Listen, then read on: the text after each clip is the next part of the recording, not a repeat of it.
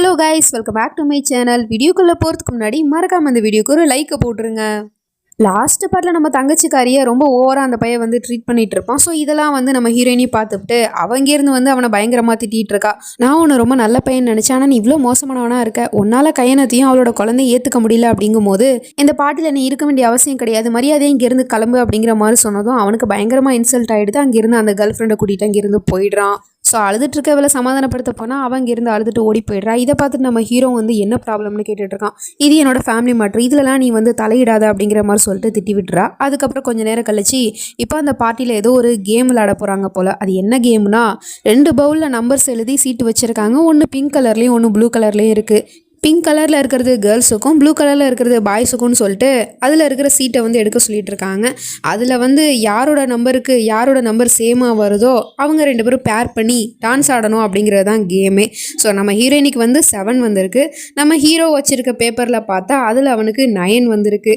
ஆனால் ஃப்ரெண்டுக்காரன் வச்சுருக்க பேப்பரில் 7 வந்திருக்கு. உடனே அவன் என்ன பண்ணுறான்னா, கேடித்தனமாக ஃப்ரெண்டுக்காரங்கிட்ட அந்த பேப்பரை வந்து மாற்றி கொடுத்துட்றான். ஸோ இப்போ நம்ம ஹீரோ கையிலேயும் 7 இருக்குது, ஹீரோயினி கையிலேயும் 7 இருக்கிறதுனால அவங்க 2 பேரும் தான் பேர் பண்ணி டான்ஸ் ஆடி ஆகணும். ஸோ அதே மாதிரியே டான்ஸ் ஆடுறதுக்காக கூப்பிட்டுக்கிட்டு இருக்கான். அவன் வரமாட்டேங்கிறா. உடனே இவன் வந்து பாட்டு பாட ஆரம்பிச்சிட்டான். தன்னோட காதலியை நினச்சி உருகி உருகி பாட்டு பாடிட்டு இருக்கான். ஆனால் அது எதையுமே அவள் கண்டுக்கிற மாதிரி தெரியல. ஒரு கட்டத்துக்கு மேலே டென்ஷன் ஆகிட்டு அவன் இங்கேருந்து கிளம்ப போகிறா. அப்போ பார்த்தா அவள் காலில் இருக்கிற ஷூ வந்து கலண்டு விழுந்துருது.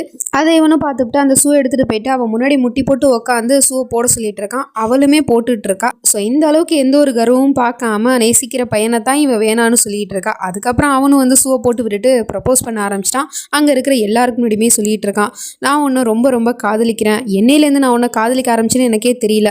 ஆனால் நான் உன் மேலே வச்சிருக்க காதல் உண்மை. என்னோட இதையும் துடிக்கிறதே உனக்காக தான் அப்படிங்கிற மாதிரிலாம் சொல்லிட்டு ரொம்ப அழகாக ப்ரப்போஸ் பண்ணிகிட்டு இருக்கா.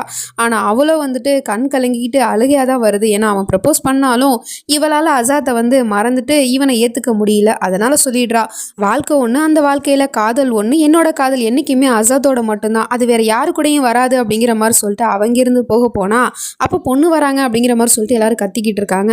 பார்த்தா யாரோ ஒரு பொண்ணை வந்து பல்லாக்கில் வச்சு தூக்கிட்டு வந்துட்டு இருக்காங்க. அந்த பொண்ணுமே வெளியே வரா. முகத்தை ஓப்பன் பண்ணி பார்த்த நம்ம ஹீரோக்கு பயங்கரமான ஷாக்கு. ஏன்னா அங்கே வந்து நிற்கிறது நம்ம ஹீரோவோட அம்மாக்காரி கான்வேகம் தான். அதுவும் புது பொண்ணு வேஷத்தில் வந்து நின்றுட்டு இருக்கா. அந்த ஷாக்லேருந்தே அவன் இன்னும் வெளியே வரல. ஆனால் அதுக்குள்ளே அவள் வந்து டான்ஸை போட ஆரம்பிச்சிட்டா. அவன் முன்னாடி வந்து டான்ஸ் ஆடிக்கிட்டு இருக்கா. கொஞ்சம் கூட வெக்கமே இல்லாமல். அதுவும் இல்லாமல் ஃப்ரெண்டுக்காரன் கூடலாம் சேர்ந்து டான்ஸ் ஆடிக்கிட்டு இருக்கா.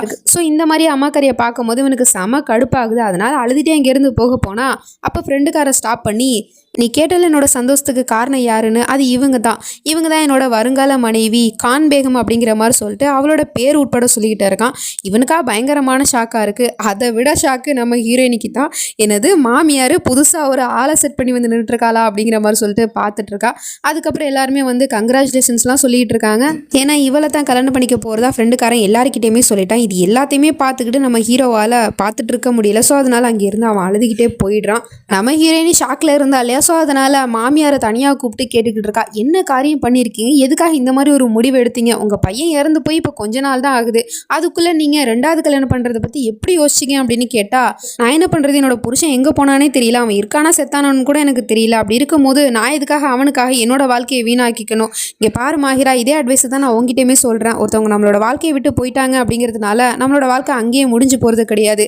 அதுக்காக நம்ம அப்படியே உடஞ்சி போய் அங்கேயே உட்காரக்கூடாது. நமக்குன்னு ஒரு வாழ்க்கை இருக்குது, அதை வீணடிக்கக்கூடாது அப்படிங்கிற மாதிரிலாம் சொன்னால் இவ வந்து மாமியா சொல்கிற எதையுமே அவள் காதில் வாங்குற மாதிரி தெரியல. ஏன்னா அசாத்தை வந்து இன்னுமே அவள் காதலிச்சிட்டு இருக்கா. ஸோ அதனால் உங்களோட வாழ்க்கையில் நீங்கள் என்ன பண்ணணும், ஏது பண்ணணும், யாரை கல்யாணம் பண்ணிக்கணும் அப்படிங்கிறதெல்லாம் உங்களோட முடிவு தான். இதில் நான் கேள்வி கேட்கறதுக்கு யார்? எனிவே கங்க்ராச்சுலேஷன்ஸ் அப்படிங்கிற மாதிரி சொல்லிட்டு மாமியாருக்கு வாழ்த்துக்களுமே சொல்லிட்டு இருக்கா. ஆனால் இந்த பக்கம் நம்ம ஹீரோவோட மனசு ரொம்பவே உடஞ்சி போயிடுது. ஏன்னா அம்மாக்காரியை இந்த மாதிரி ஒரு கோலத்தில் பார்த்தது அவனால் தாங்கிக்கவே முடியல. அப்போ ஃப்ரெண்டுக்காரன் சமாதானம் பண்ணுறதுக்காக வந்துட்டு இருக்கான். உடனே இவன் அவனை பிடிச்சி பயங்கரமாக திட்டி விட்டுட்டான். என்ன காரியம் பண்ணியிருக்குன்னு உனக்கு தெரியுதா, உண்மை என்னன்னு உனக்கு தெரியுமா, நீ பெரிய தப்பு பண்ணிட்ட அப்படிங்கிற மாதிரிலாம் சொன்னால், எனக்கு எல்லா உண்மையுமே தெரியும், எல்லாமே தெரிஞ்சுதான் நான் அவங்கள என்னோட வாழ்க்கையில் ஏற்றுக்கிட்டேன் அப்படிங்கிற மாதிரிலாம் சொல்லிட்டு இருக்கான். ஸோ இவனுக்கு ஒன்றுமே புரியல. என்ன நடந்திருக்கு அப்படின்னா, போன பாட்டில் வந்து நம்ம கவனிச்சிருப்போம், அதாவது அந்த கான்வேகம் வந்து பாட்டிக்கு போகிறதுக்கு முன்னாடி இந்த பயலோட காதில் வந்து ஏதோ ஒரு விஷயத்த சொல்லியிருப்பா.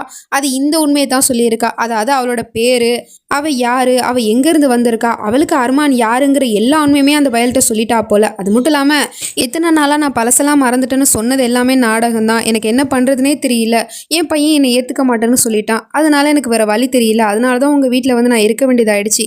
இப்போ ஒன்றும் பிரச்சனை இல்லை, இதுக்கப்புறம் எல்லா உண்மையும் தெரிஞ்சதுக்கப்புறம் கண்டிப்பாக நீங்கள் என்னை ஏற்றுக்க மாட்டீங்க, நான் இங்கேருந்து கிளம்புறேன் அப்படிங்கிற மாதிரி சொன்னால் அவனை எல்லாத்தையும் கேட்டுவிட்டு கோபப்படுவான்னு பார்த்தா அதுதான் இல்லை. நீ இவ்வளோ தூரம் உன்னை பற்றின உண்மை எல்லாத்தையுமே என்கிட்ட சொல்லிட்ட அப்படிங்கும் போது அப்புறமா நான் உன்னை எப்படி வெறுத்து ஒதுக்க முடியும், ஒன்றும் பிரச்சனை இல்லை, நீ எப்படி இருந்தாலும் நீ தான் என்னோட மனைவி அப்படிங்கிற மாதிரி சொல்லிட்டு திரும்பவும் முட்டி போட்டு அவளுக்கு ப்ரப்போஸ் பண்ணி அவள் இப்படித்தான் அவள் அர்மானோட அம்மா தான் அப்படிங்கிற எல்லா உண்மையுமே தெரிஞ்சு இந்த பையன் வந்து ஏற்றுக்கிட்டான் போல. ஸோ இது எல்லாத்தையுமே சொன்னால் அவனுக்கு பயங்கரமாக கோவம் வருது. இவ்வளவும் தெரிஞ்சு நீ அவங்கள ஏற்றுக்கிட்டல, நீ பண்ணது ரொம்ப பெரிய தப்பு அப்படிங்கிற மாதிரி சொல்லிட்டு ஃப்ரெண்டுகிட்டையுமே கோவப்பட்டு அதுக்கப்புறம் அங்கே இருக்கிற எல்லாருக்கிட்டையுமே வந்து பார்ட்டி ஓவர் எல்லாரும் கிளம்பலாம் அப்படிங்கிற மாதிரி சொல்லிட்டு கோமா சொல்லிட்டு அங்கேருந்து போயிடுறான். நம்ம ஹீரோயினுக்கு ஒன்றுமே புரியல, இவனுக்கு கான்வேகம் கிட்ட என்ன பிரச்சனை அப்படிங்கிற மாதிரி சொல்லிட்டு பார்த்துட்டு இருக்கா. அவன் இங்கேருந்து ரூமுக்கு போயிட்டு பயங்கரமாக ஃபீல் பண்ணி அழுக ஆரம்பிச்சிட்டான். ஏன்னா வந்து அவன் ஆசிரமத்தில் இருக்கும்போது ரொம்ப கஷ்டப்பட்டிருப்பான் போல், அம்மா பாசத்துக்கு நிறையவே ஏங்கி இருப்பான். அப்போல்லாம் அவனுக்கு அம்மா பாசம்னா என்னன்னே தெரியாது, கிடைக்கவும் இல்லை. ஸோ அந்த கோவம் அவனுக்கு நிறையவே இருக்குது. அதனால் அந்த கோவத்தில் அங்கே இருக்கிற கண்ணாடியை உடச்சிக்கிட்டு இருக்கான், அங்கே இருக்கிற திங்ஸ் எல்லாம் தூக்கி போட்டு உடச்சிக்கிட்டு இருக்கான். ஸோ இந்த சவுண்டு கேட்டு நம்ம ஹீரோயினுமே வந்து பார்த்துக்கிட்டு கேட்குறா, உனக்கு என்னதான் பிரச்சனை, ஏன் அப்படிலாம் நடந்துக்கிற, உனக்கு ஏன் கூட தானே பிரச்சனை, நான் தானே இந்த வீட்டை விற்க மாட்டேன்னு பிடிவாதமாக நின்னேன், அப்படி இருக்கும்போது நீ என்ன வேணாலும் பண்ணு, என்கிட்ட கோவத்தை காட்டு, அதை விட்டுட்டு உனக்கு கான்வேகம்க்கு என்ன சம்மந்தம், எதுக்காக அவங்க மேலே கோப்பிட்டு இருக்க, அவங்க ஒரு வாழ்க்கையில் ஒரு முடிவு எடுத்திருக்காங்க அப்படின்னா அது அவங்களோட ப்ராப்ளம், அதனால உனக்கு என்ன பிரச்சனை அப்படிங்கிற மாதிரி கேட்டா, ஏன்னா அவங்க என்னோட அம்மா அப்படிங்கிற மாதிரி சொல்லிட்டு வேகமாக கத்தி உண்மையை சொல்லிடுறான். நம்ம ஹீரோயினுக்கு பயங்கரமான ஷாக்காக இருக்குது. ஏன்னா இது வரைக்குமே இந்த உண்மை வந்து அவளுக்கு தெரியாது. இப்போ அவன் சொல்லிட்டு அப்படியே உட்காந்து பயங்கரமாக அழுக ஆரம்பிச்சிடுறான். அவங்க தான் என்னோட அம்மாங்கிறது எனக்கு கொஞ்ச நாளைக்கு முன்னாடி தான் தெரியும், அவங்க சின்ன வயசுலேயே என்ன அவங்களோட வாழ்க்கையை விட்டு தூக்கி எரிஞ்சிட்டாங்க, நான் அனாதை ஆசிரமத்தில் ஒரு அனாதையாக தான் வளர்ந்தேன், எவ்வளோலாம் நான் கஷ்டப்படணும் உனக்கு தெரியுமா, எனக்கு அம்மா பாசனா என்னன்னு கூட தெரியாது, அதுக்கெலாம் நான் எவ்வளோ ஏங்கி இருக்கேன்னு தெரியுமா அப்படிங்கிற மாதிரி சொல்லிட்டு பயங்கரமாக அழுதுட்டுருக்கான். ஸோ இதை பார்க்கும்போது நம்ம ஹீரோயினுக்கே ரொம்ப வந்து ஃபீலிங் ஆகிடுது. கண் கலங்கிக்கிட்டு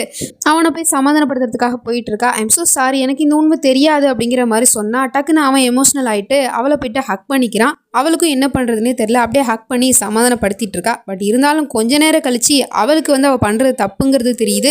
உடனே அவனை விட்டு விலகி அங்கேருந்து ஓடி போயிடுறா.